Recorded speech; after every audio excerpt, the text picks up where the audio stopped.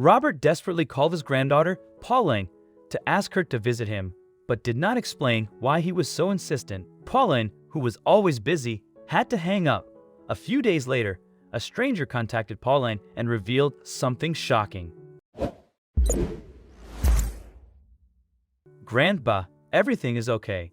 I don't think I'll be able to visit you soon.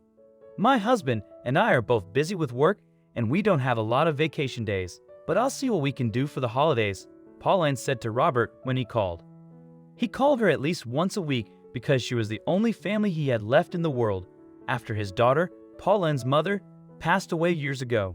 Despite this, they hadn't seen each other in several years because Pauline had moved from Utah to New York City and her life was busy. He missed her terribly and wanted her to visit more often. He couldn't travel to her because he lived on a strict budget and couldn't afford it. Meanwhile, Pauline had her excuses every time why she couldn't come, mainly regarding work, but he always tried to convince her. "Sure, honey, have a good day," he told her, and they ended the call on a happy note. Over the next few months, the calls became shorter and less frequent because Pauline was up for a promotion at work and needed to focus harder. She often ignored his calls or spoke for less than a minute, excusing herself quickly. However, one day was different. His call came just like any other, and she decided to answer it as she had a little time before a meeting. "Hello, Grandpa," she said casually. "Pauline, you need to come here quickly. Please, please, you have to come here. I need to see you. It's important." "Grandpa, what's going on? What's happening?" she asked, worried about her grandfather's tone. It seemed like he was crying and desperate for something. "I just need you here. Please, please, you have to return," he begged, the cries clear through the call. "But what's happening?" Pauline insisted. She needed to know why her grandfather was so agitated. Then her boss entered her office suddenly, and she had to put the phone down for a second, although she could still hear him wailing. "Pauline, let's go. The meeting is starting right now. The client wants to get this over with quickly," her boss said and rushed away. Pauline didn't know what to do. She couldn't delay the meeting because their client was calling from abroad, but her grandfather was desperate. She put the phone back in her ear and said, "Grandpa, I'll call you in a few hours. I have a meeting I can't miss. I swear I'll visit soon. Don't worry." Leaving her cell phone on her desk, she rushed to follow her boss and forgot all about the call. A few hours later, her grandfather had not called back, and Pauline was exhausted from a hectic day at the office. There were no missed calls on her phone, so whatever happened with her grandfather couldn't be that urgent, she thought. She decided not to return his call and wait for him to call her again. He never did. Several days later, her phone rang again, and this time she was looking forward to talking to her grandfather. But the number on her screen was unknown, so she answered with a frown. "Hello?" "Hello, yes. Is this Pauline Sterling?" "Yes, speaking," she answered. "Hello, Mrs. Sterling. I'm Anastasia Garrison. I'm your grandfather's geriatric social worker. I was hoping to speak with you about his care," the voice explained. Pauline raised her eyebrows in confusion. "I'm sorry, his social worker? Why does he need a social worker?" Also, if you've not done so already, please subscribe to our channel and click that notification bell to get inspired by these animal stories every day.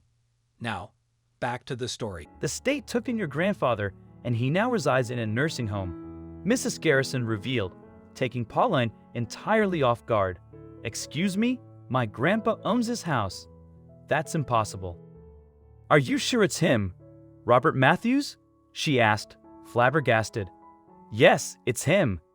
And I see that you're unaware of the situation, although your grandpa assured us you were coming soon because he told you what happened," the social worker continued, sounding snippy. "No, I don't know." She trailed off, thinking that her grandfather probably said something while she pulled the phone away from her ear. But why didn't he call again? "Well, it would be nice to speak to you in person. You should come soon, and we'll discuss some things," the lady added, speaking with authority. Pauline was so confused, and she didn't know if she could take off work, but something serious had happened to her grandfather, and she couldn't just ignore it this time. "Okay, I'm in New York, so I'll be there in a few days. Where is this nursing home?" she asked, and the social worker gave her all the details. Pauline was able to arrange for some days off from her work to travel to see her grandfather. When she arrived at the nursing home in Utah, she met with Anastasia, who seemed nice, but she was all business. "I would like to take my grandfather back to his house. This must be a mistake," Pauline said immediately, not wanting Robert to be in that nursing home a second longer. "Mrs. Sterling, your grandfather's house burned down some time ago. He said he called you that day. The firefighters called me because he was hysterically crying and calling out for you. We brought him here and calmed him down. He kept assuring us that you were coming. But when you didn't, I decided to call you myself," the social worker explained, shocking Pauline. "Oh my God, his house? I can't believe it. He called me, but I was too busy," Pauline responded, her eyes starting to tear up. "I see," Mrs. Garrison muttered, seemingly judging Pauline, but not wanting to be too obvious. "Well, now that you're here, we can decide some things. Your grandfather might need a medical checkup just in case, and we need to know if you want him to stay here permanently." "No, definitely not. I want to get him out, and I'm taking him with me to New York," Pauline responded immediately, wiping her tears. Pauline acknowledged that she might have been a neglectful granddaughter in the past, but promised to change that. The social worker smiled and nodded, and quickly helped her with the necessary arrangements. Pauline immediately bought plane tickets for them that same afternoon. Robert was overjoyed to see her and thrilled that she was taking him to New York. Eventually, Pauline and her husband purchased a new house with an in-law suite, which would give him his own private space. After visiting the doctor, Robert was put on medication, but was overall in good health despite his advanced age. The doctor told them, "You'll be around for a while, Mr. Matthews," which proved to be true.